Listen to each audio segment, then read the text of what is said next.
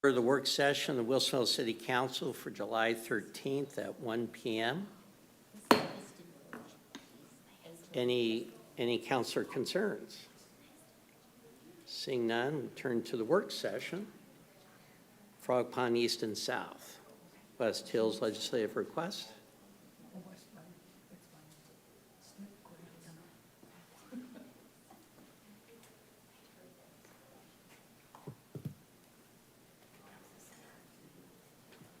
Good afternoon. Thanks for having us again. Christy White, Land Use Council for the applicant West Hills.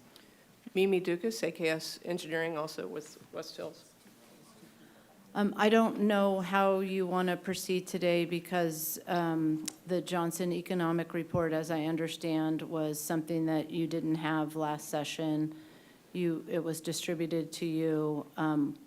I can just go through our updated memo responding to some of the questions that came up, or we can talk about the Johnson Economic Memo. We're here at the will of council to get some of those questions on the record, so up to you to how to proceed. I understand that, I guess, was there something else that I just got? Oh, that was my fault. That was just an email attachment.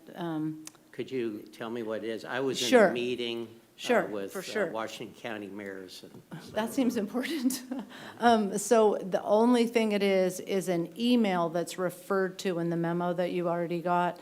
And it's an email from Dan Pauly acknowledging how to calculate open space, which is one of the issues that was on the table, and seems to support our argument on how to interpret the code and interpret open space so that you're not losing acres that could either be developed with housing or developed with open space. So I circled the date of the email and just underlined where he reached his conclusion. Okay, thank you for Yeah, that you're welcome. clarification. And I also want to thank you providing additional information for council, and I appreciate West Hills continuing to engage with the city and recognize that from your perspective, and I acknowledge it from my perspective, development costs and market conditions have changed since Frog Pond East Code was adopted. At the same time, I'm thinking it's important to remember why these standards were originally adopted. Sure. And the master plan was intended to create complete neighborhoods with a variety of housing choices, and not neighborhoods that necessarily were segregated by housing type. So from my perspective, I feel that my vote on council is to kind of make sure that we're recognizing and protecting what the city's original vision was, because it went through a public process. And one of the things that kind of gives me pause is the scope of the request appears to have evolved since you last came. There appears to be, initially I understood there were 2 primary policy requests. Yeah. Latest materials now include additional requests regarding open space and ground floor commercial uses. And from my perspective, before opening a legislative process, I want to understand exactly what the scope would be. Sure. So I hope that shapes the conversation a little bit. I have some questions that will probably not be directed to you, but to staff that I'll need additional information, but I can wait to the end. So. Okay.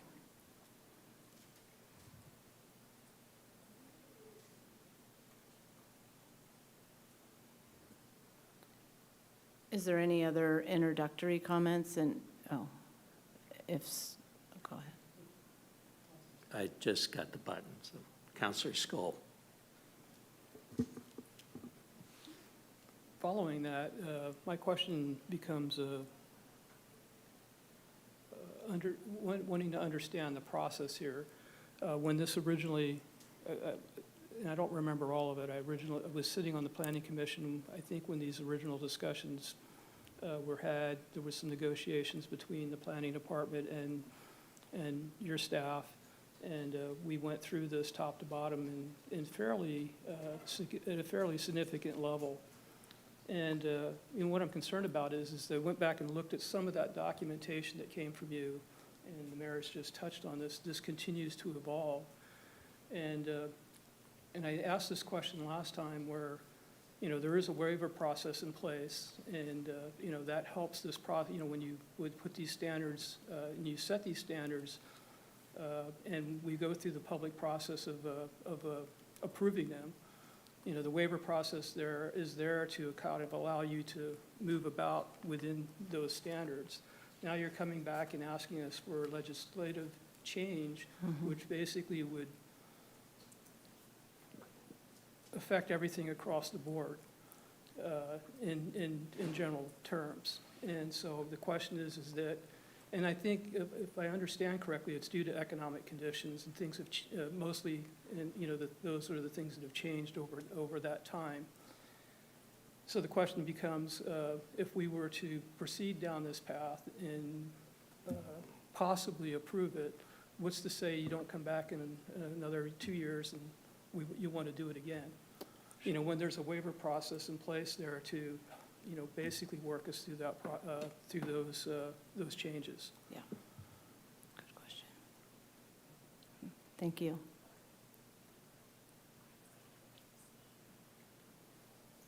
Councilor Cunningham. Hi, thanks for joining us again today. Couple of questions about kind of this project overall. How many revisions or changes have you submitted in the process of planning this project with the city? I think Christy and I are looking at each other because that might be a little bit getting into the land use application itself. Are you talking about, Councilor Cunningham, are you talking about prior to the submittal of the land use application? Correct. I'm just talking about overall from the very beginning of the get-go of the conception of this neighborhood, of this project, trying to get to the idea of how many hurdles, like how difficult this process has been.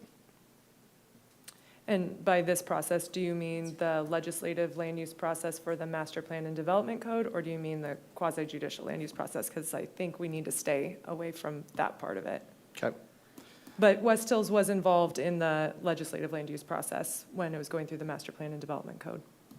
Okay. I think a number was mentioned last meeting, but I can't remember what it was off the top of my head.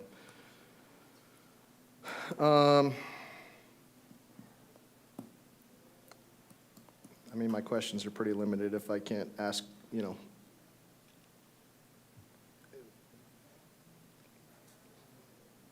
I'll hold my questions for now.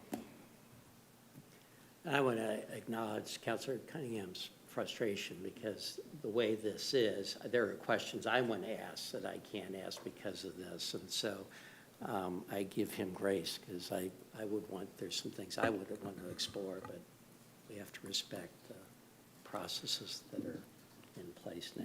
Well, and I guess from the legislative standpoint, we're seeing some challenges right now, not only with, some requests on this, but we're seeing some challenges in other areas of the city. And, reading through this, these are pretty prescriptive numbers that were created in this code. These numbers seem to tend towards higher density housing, more attached units, less single-family homes. And, as we look at these issues, there's other issues out there in the city right now, town center being one of those. High density, densification of residential in our city has been a complaint of our citizenry that we are over-densifying what we have. So,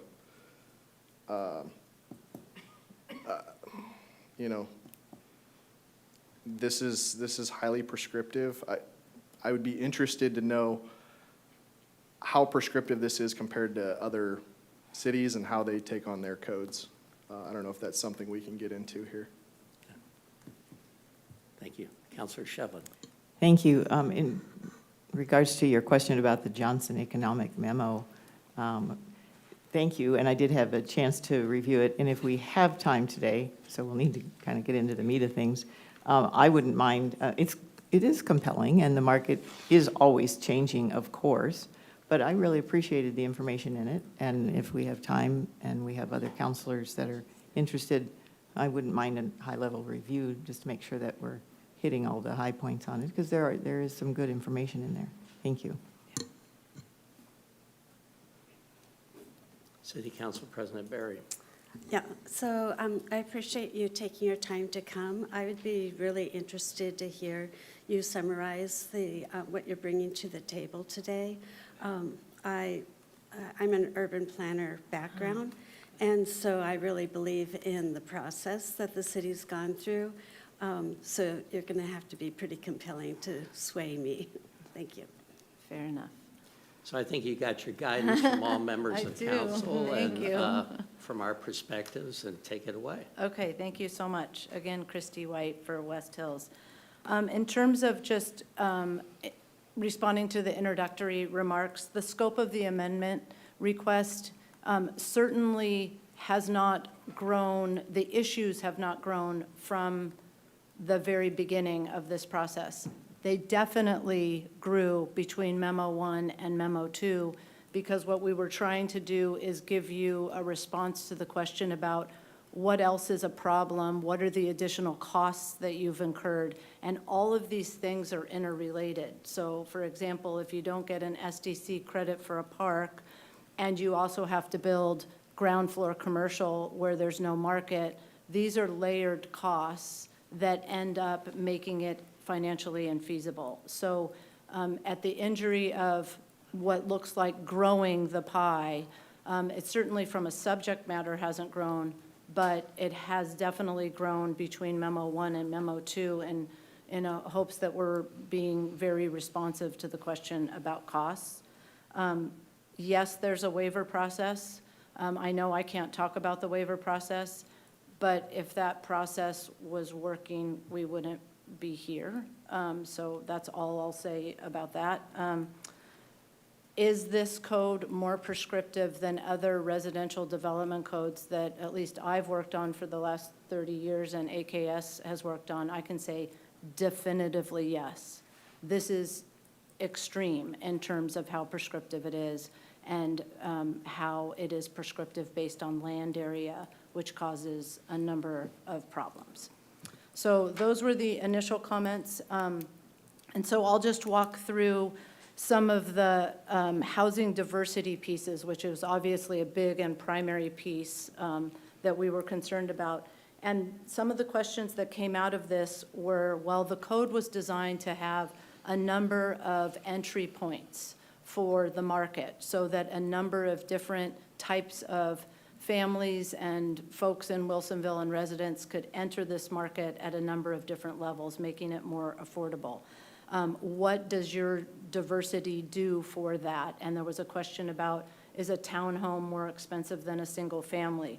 And so what I did here is just re-summarize for you what the townhomes versus single family would look like in terms of numbers, and then the Johnson Economic Study, which we can get into more, about how it would really tap out at about 10% of the diversity of units in townhomes with attached or detached ADUs. But that all led us to the point on the second page under number 4, which is what is the impact of changing from 60% land area to 60% unit type? What are these unit types and what would their purchase prices be? So there you see under Frog Pond, under 4A in Frog Pond East, there would be 3 different types of single-family detached homes. No more than 60% of them would be detached homes. They have 3 different lot sizes, 3 different widths, and 3 different designs. That leads to 3 different price points. Those estimated price points are $525,000, $525,000, $575,000, and for the largest home on the largest lot, $650,000. You would also have the 3 different kinds of attached townhomes, different lot sizes, square footages, some with ADUs, some without ADUs. Those price points are $475,000, $550,000, and $600,000. So the range of entry points would be 475 estimated at the lowest for the smallest townhome, 650 at the highest for the largest single-family detached home. We then went and looked at how that compares, and I have to say, I'm not sure Zillow and Redfin are the ultimate data points. I'm not sure. That doesn't seem like it when I look at my house on it. But they have a number of statistics where you can compute the current average home value in Wilsonville. So we looked at Zillow and Redfin and a couple of other sources, and they all came in around 640,000 is what they stated as a data point. I just used that as a comparison to say, well, if the current average home price or value in Wilsonville is 640, how do these attached townhomes and single-family measure up against that? And they measure up pretty nicely. Most of the units are under the current average home value as cited by Redfin and Zillow. So we think with that data and the Johnson Economic Report, if you regulated housing diversity by unit type and not by land area, it would not be to the injury of affordability. You would still have multiple entry points and most all below the average home value. And that would lead, as Mayor O'Neill mentioned in your introductory comments, you know, our goal was diversity, that we weren't gonna have kind of a common-looking neighborhood, right? We believe that you can still deliver diversity if you do it by unit type instead of land area because of these opportunities. The other thing that I think has happened between the date that you adopted this code and now is we've had significant changes in state law. And now there's prohibitions in state law against regulating regulating on the basis of residential design standards. So there's all kinds of things that you can't do now, absolutely prohibited. That was Senate Bill 974, I think. One of which is regulating diversity of floor plan and style. So that is another change that was pretty significant between 2022 and now. And then in terms of overall numbers, if we regulated by actual unit count, that 1 acre net acre example would yield 26 total units. 16 would be 3 different types of single family, and 9 would be the attached units, and all would be at 6 different market entry points. So hopefully that answered the question on whether this supports or impacts affordability. Costs, you also asked about the costs and whether they've changed since 2022. What we say here is it's hard for us to know whether the costs that the city was considering in 2022 for infrastructure have changed much. I can tell you that since 2022, most of my clients used the Mortensen report to look at increases in construction costs, and since 2022 to present across Oregon, it will vary by jurisdiction, I'm sure, but across Oregon, construction costs have risen between 25 and 35%. So there's certainly been a significant change in that since 2022. Here were the numbers for the neighborhood park, the Stafford-Brisbane roundabout, and the 60th and Advanced roundabout. We used these because we had them to compare to. And what you see there in the neighborhood park is a total estimate of $2.95 million. Councilor Cunningham asked a question about who's responsible for this park, and the answer is that we are. We dedicate the park to public use. We build it, we dedicate the land, we maintain it through an HOA or similar organization.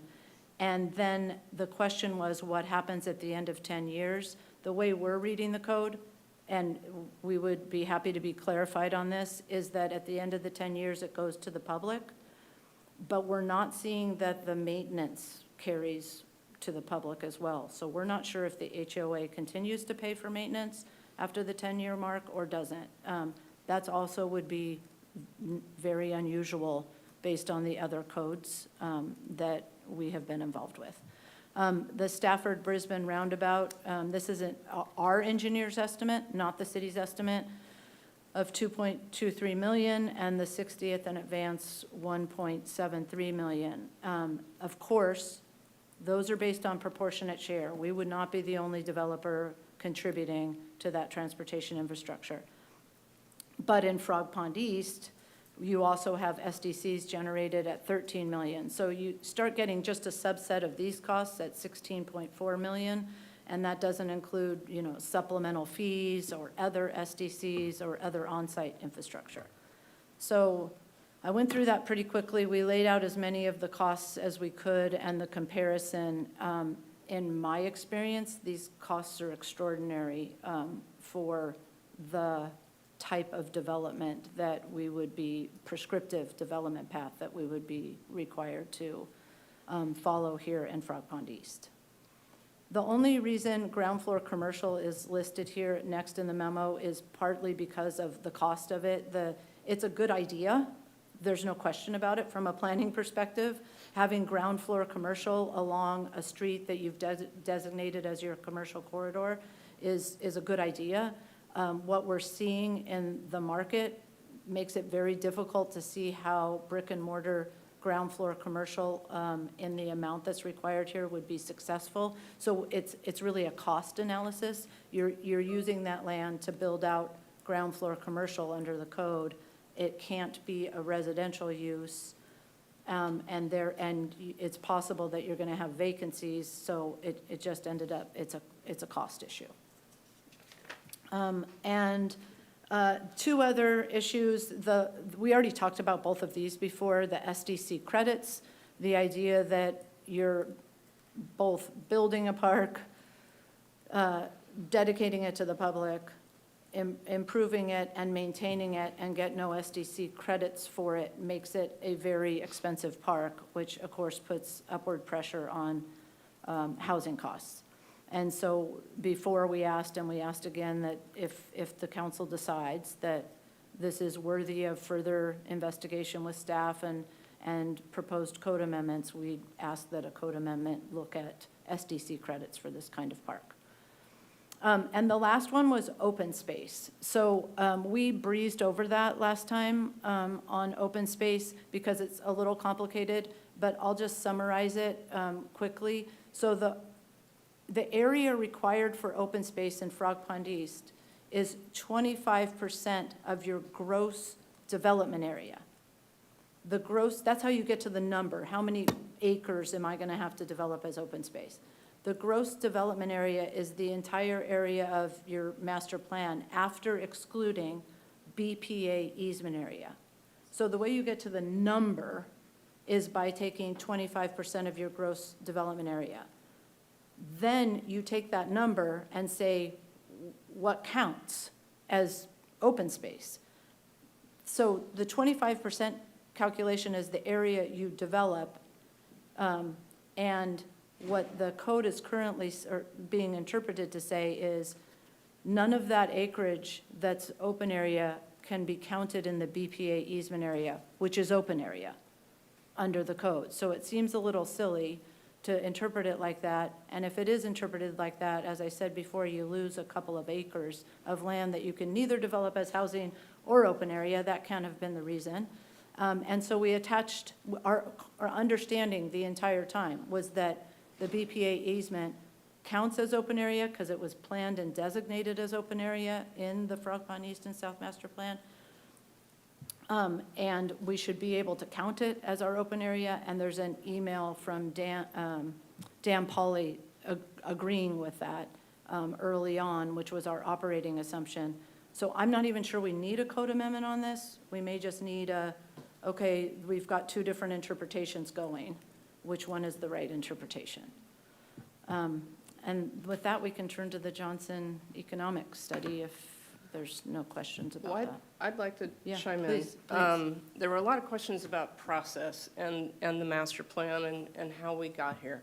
and honoring that effort that had gone through previously. And I can tell you that Dan Grimberg and I spent a lot of hours in this room talking about this plan, but also a lot of time back in our office trying to test that code and see if it would work. So we have over 40 iterations of how we've done the pushing and pulling, and the code does this, and here are the components that go into it, and how do we make that work? And we raised those concerns through the entire process, and we said, hey, this code is really prescriptive. You've got a lot of levers going on. We're not sure this is going to work. And there's the perpetual trope that developers are always trying to maximize their profit.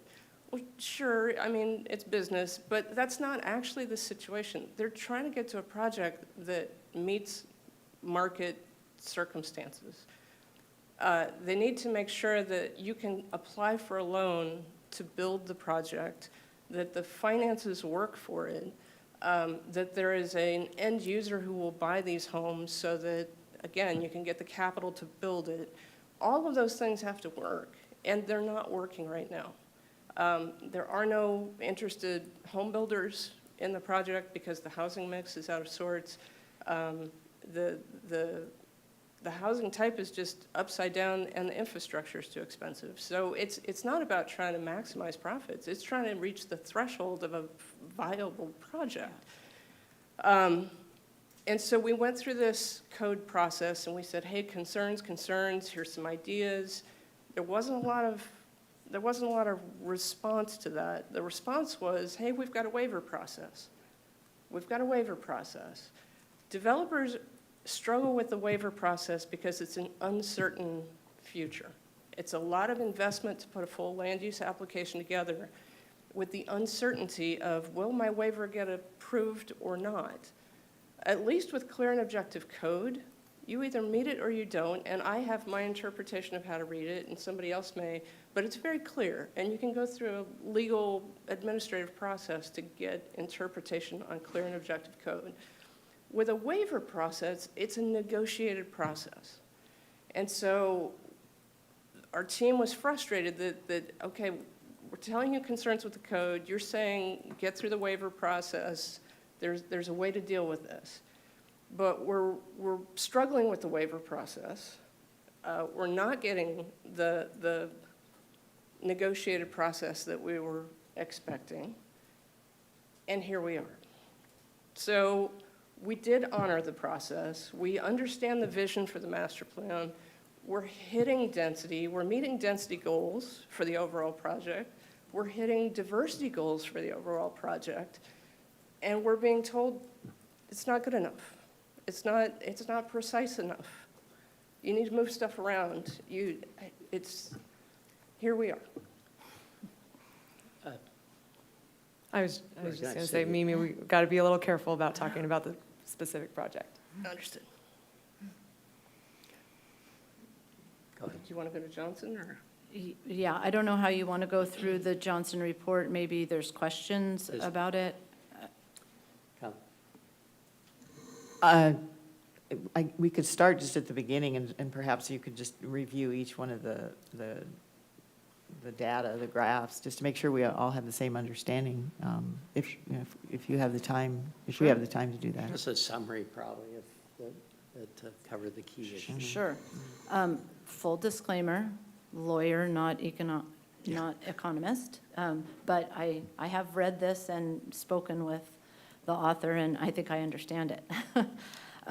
So we asked them, in furtherance of what Mimi just said, it was are we crazy, or have we talked to 8 or 10 builders and none of them are picking up on this and are interested in this product mix? So with that, we went to Johnson Economics and said, what is the market in Wilsonville for attached product?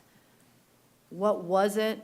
What is it? Where does it look like it's trending? And so basically their conclusion is in the first paragraph here, that the appropriate share for new attached homes in Wilsonville is 9 to 11% of all single-family homes.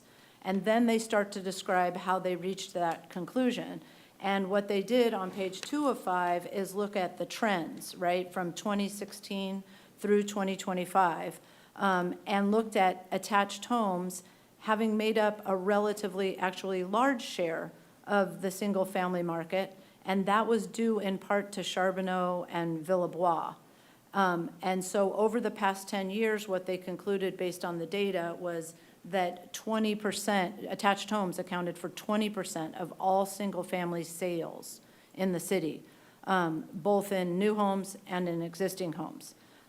They thought they then showed that that went up to as high as 38% in 2018.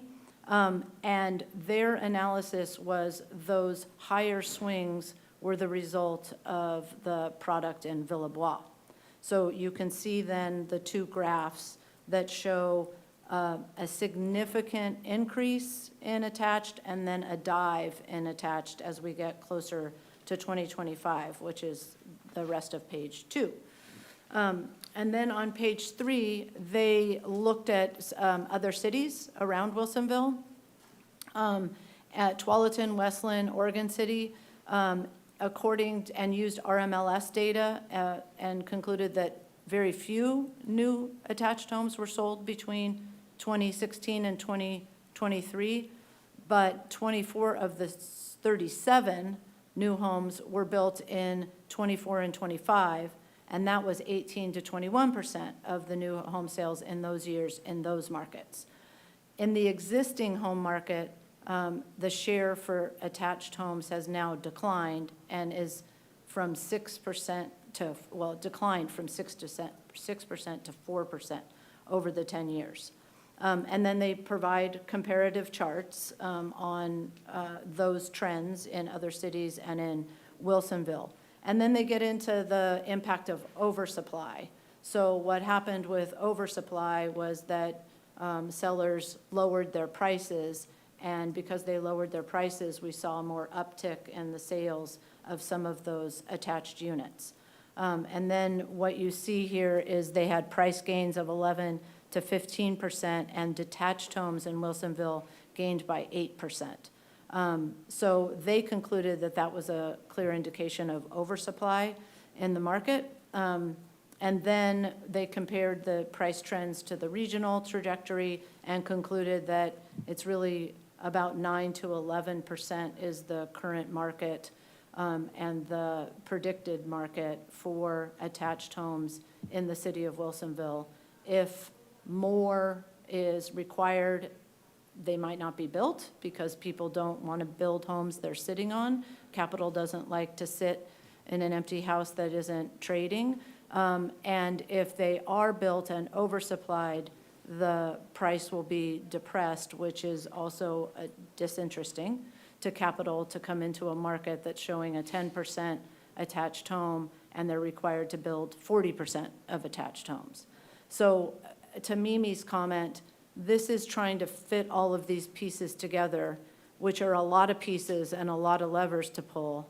And what Johnson Economics is telling us is that if we build more than 10% attached units, we are going to start running into market problems with those units. And as a result of that, we're not getting builder interest in this particular prescriptive path forward within Frog Pond East and South. So what is the solution?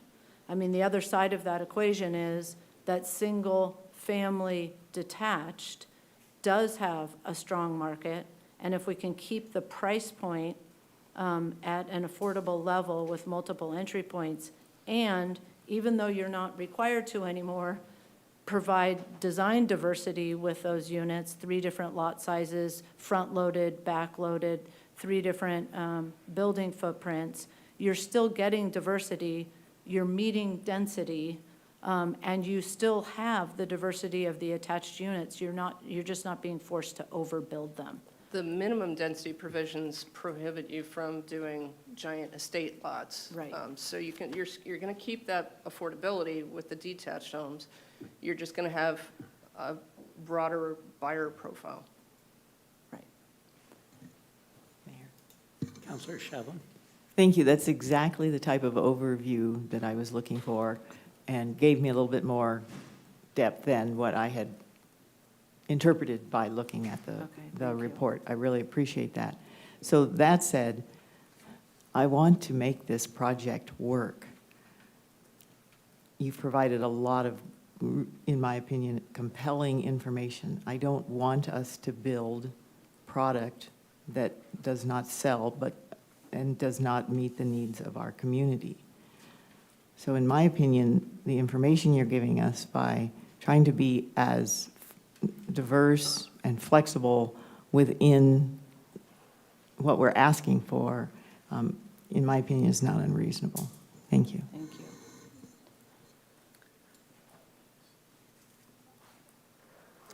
Anybody else? Counselor Cunningham. So can we get clarification on the park situation? Because it sounds like there's still confusion based on the reading of our code. Is there anyone in the room who can provide clarification on that? Apparently not.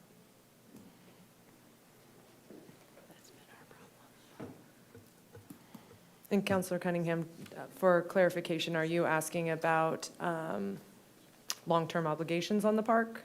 Or what are you, what is the clarification that you'd like to? Well, the question, See. there was, it seems like they're not clear on it. I don't know if anybody up here is clear on exactly how this park is going to be owned, operated, and maintained over the next, initially, and then over the next decade or 2 decades. So it'd be, we would need some clarification on that issue for thinking about that. Thank you, Counselor Cunningham. My name is Miranda Bateshaw. I'm the Planning Director for the City of Wilsonville. Both the master plan calls out specifically this being a neighborhood park and being long-term managed by the HOA, which is consistent with how we've treated neighborhood parks throughout the city.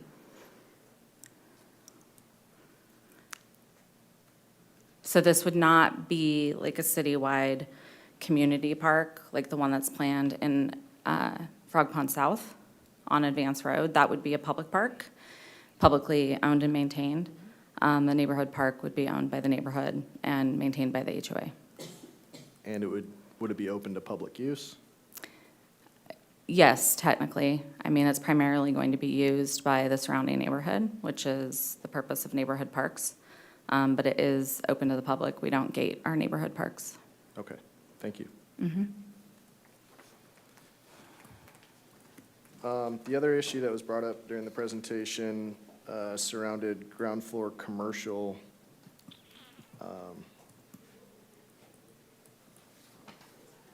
You know, we have an example of that has taken place in Villebois. Started out with a wine and beer bar. Very nice, went there several times, enjoyed it. And they couldn't make it in the middle of 2,600 homes. It's now a daycare split in half by a convenience store. And so, you know, I know that there was a process that we went through to create and develop this code with our planning commission and things like that.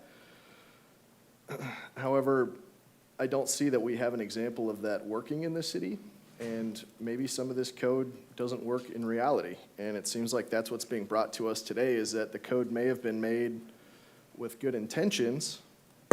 It may have been made in a highly aspirational fashion, but if it's not working, if it doesn't attract builders to actually build the product, it doesn't create a product that people want to buy.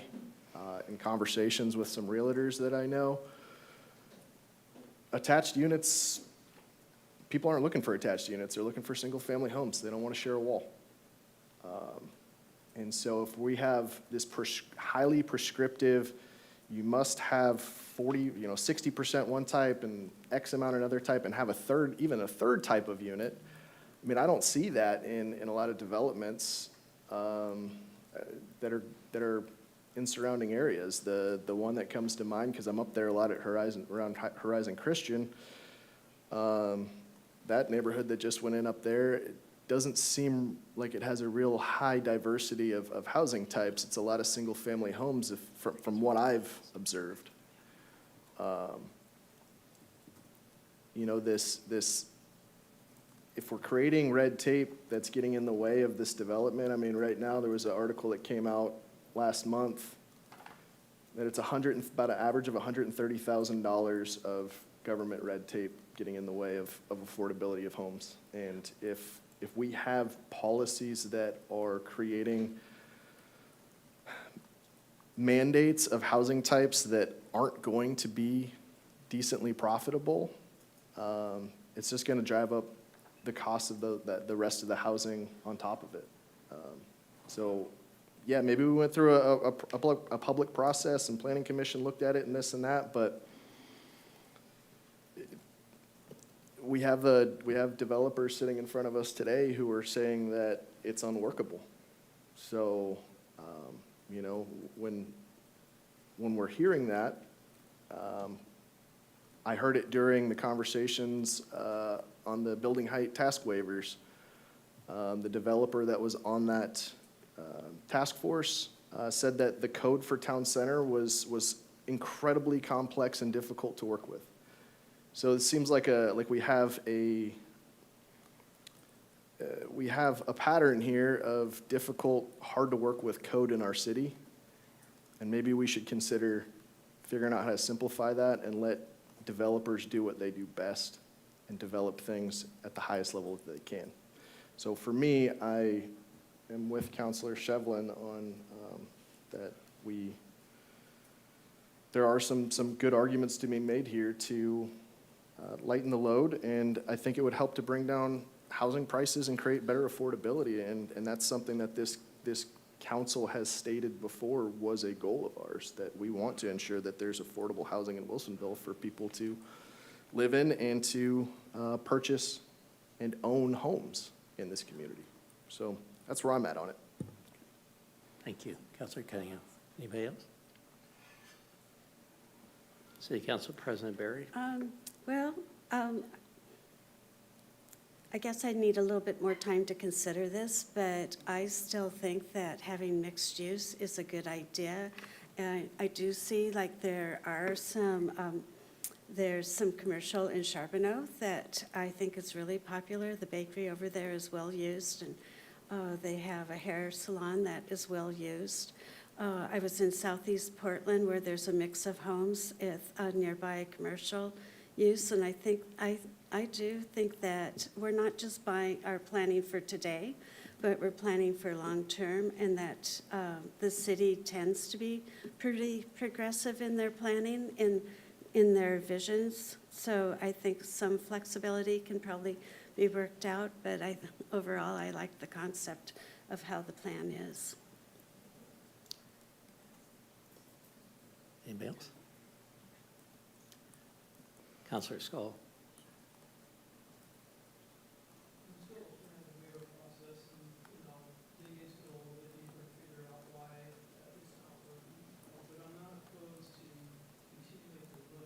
These changes to make sure that we have a marketable and reasonable process in place to develop this property. In regards to the commercial and residential combination and everything, I have an issue with the discussions about that. You know, those commercial spaces are there for entrepreneurs and retail businesses to basically adapt to the neighborhood. And in certain cases, I feel it's up to them to do their market studies, do their business plans, and see how that's a fit into the neighborhood. You know, they need to do the demographics and figure out how those, you know, it's part of a typical franchising type business plan and everything. So they need to understand the neighborhood and all that. What we're doing is we're providing a configuration for that space. You're providing the space, and it's up to those business owners to figure out what's going to work and what's not. It somewhat their risk. So, you know, I understand that argument, but I feel that that's something that should be considered in the process and everything. But I'm still not opposed to continuing down the path of looking at this further. If we've pinned because of the changing environment, if we pinned ourselves and you in a corner, then, let's talk through it and figure out how we can accommodate on all sides. Counselor Cunningham. I think the risk being talked about today is actually building that building. It's creating that space, because if somebody comes along and wants to create a business there, and then they look at what the rent actually costs, and they do look at the demographics and how that neighborhood's, whatever the product they're looking to sell, and they can't make a business plan that fits that space in that neighborhood, then that building sits empty, which is, I think, the initial risk that we're looking at and discussing today is if our code is created in such a way that forces a builder to put something that ends up being, maybe at best net neutral, or more likely or possibly a net negative, but we built it just because we had this aspirational approach and we wanted we were bringing feel-good governance into policy. I think it's hard to ask anybody that's out there spending their actual money from their business to build something that they are saying, this is not going to work, this is not going to pencil. And to leave that in our code, how would we feel if West Hills walks away from this project completely and says we're not building anything out there, and now we've got a $28 million loan for a wastewater pipe up Beckman Creek, that now we're sitting on this $28 million loan, nothing's getting built, and we're not paying this loan off. That's not gonna work well for the city, that's not gonna work well for the developers, that's not gonna work well for the housing struggles that people are currently facing right now. And I think this bureaucratic red tape that continues to get in the way and add to costs is only going to continue to hurt all of these things at the same time, in the ideas of being aspirational and trying to diversify housing types when the developers are sitting here in front of us saying that it's not going to work. But Counselor Shevlin. I want us to be careful that we do not compare the retail plan in Charbonneau, in Villebois, to Town Center. It's a whole different traffic pattern, whole different set of pairs of feet that are walking through. It's our retail area in town. We want to add housing, we want to do it wisely, but we also want to bring people in here for specific reasons, to shop and to play, et cetera. That's different than Villebois. And I certainly hope Villebois' plan works for their mixed-use buildings and retail, but I'm in my statements, I'm not wanting us to back away from retail on the ground floor. I still believe that there's a place for that, and there are challenges, as been noted by my fellow counselors, but I still believe we need to maintain that here, because it's a different area that we're asking people to come to, and why we're asking them to come to, as opposed to a primarily residential area in Villebois. And I still hope that we can make that work in that area as well. Thank you. Thank you.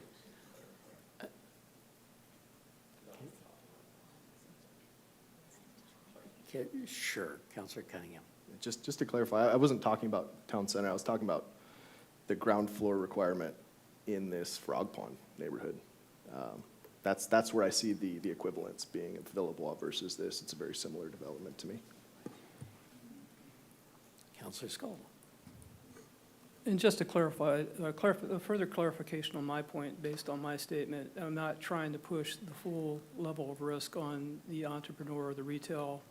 I know it's a shared risk throughout and everything, and I understand that we need to consider that at our level and your level, but also, I think my point, or actually my point there is that the business itself needs to take on some of that risk and responsibility also.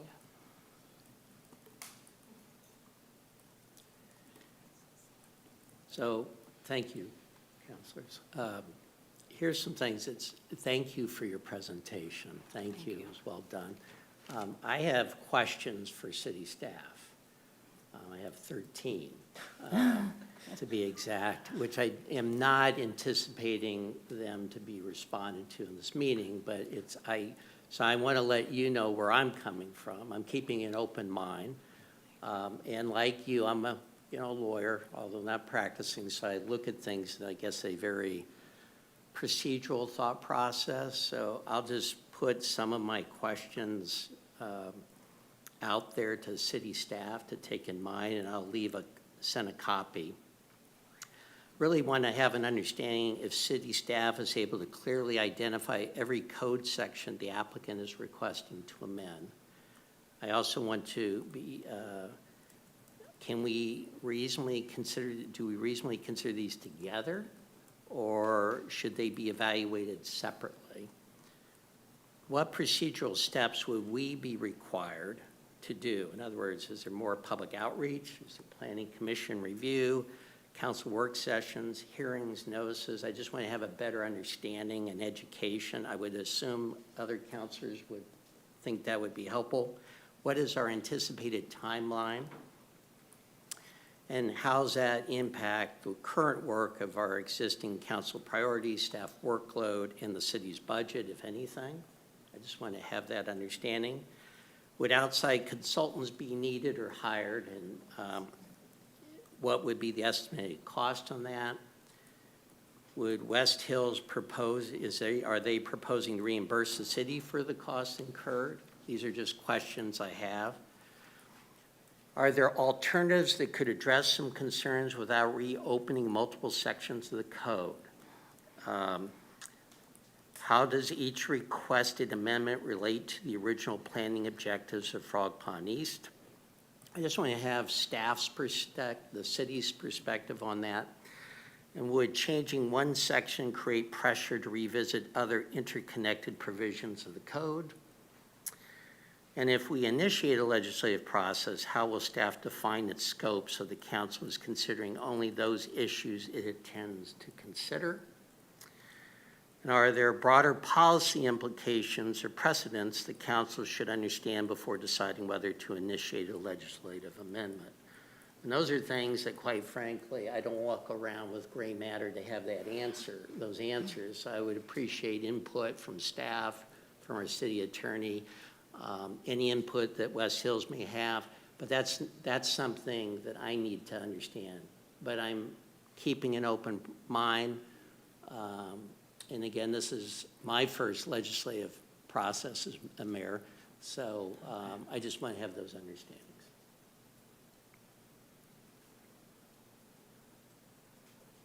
That's all I have. Anybody else? Councilor Skoll.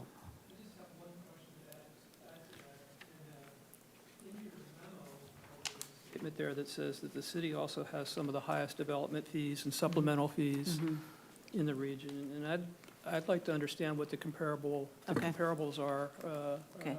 To other surrounding areas and everything. For sure. It's a pretty bold statement, and I'd like to know, who's what and where. We'll provide that information. And I also, to take on that, but to feed on that, I would like to have city staff's response to that. So is there a reason for that? Is there some explanation? So just to educate us as a council. But again, from my perspective, I think all of us would like to be flexible and keep an open mind, but that's information we need. Well, thank you very much. We appreciate it, and we'd be happy to provide answers, whatever answer we have to whatever questions are relevant to us, to Amanda. And then I would say that also, based on the status of the contract on this property, we don't have lots and lots of time to kind of get our hands around this. So I'm wondering if we could think about a timeline for when we could come back with answers to these questions and a direction. I don't know. Well, from my perspective, that's really between you and city staff. Okay. look forward to you guys working out. We understand Okay. as a council that there's some urgency involved, but Okay. it's important for us to have those answers to those questions. In all fairness, staff didn't present today, so I'd like to have. Of course. that Agree. input, so. Yeah. Thank you very Thank much you. for your time. I Thank you. appreciate it. Thank you. The city council will now meet in executive session pursuant to Oregon Revised Statute, Section 192660, subsection 2, paragraph F, exempt public records to consider information or records that are exempt by law from public inspection, in paragraph H, legal counsel / litigation to consult with counsel concerning the legal rights and duties of a public body with regard to current litigation or litigation likely to be filed. Members of the public outside of representatives of the news media, please exit council chambers. We will be adjourned for 5 minutes, resuming at 2 p.m.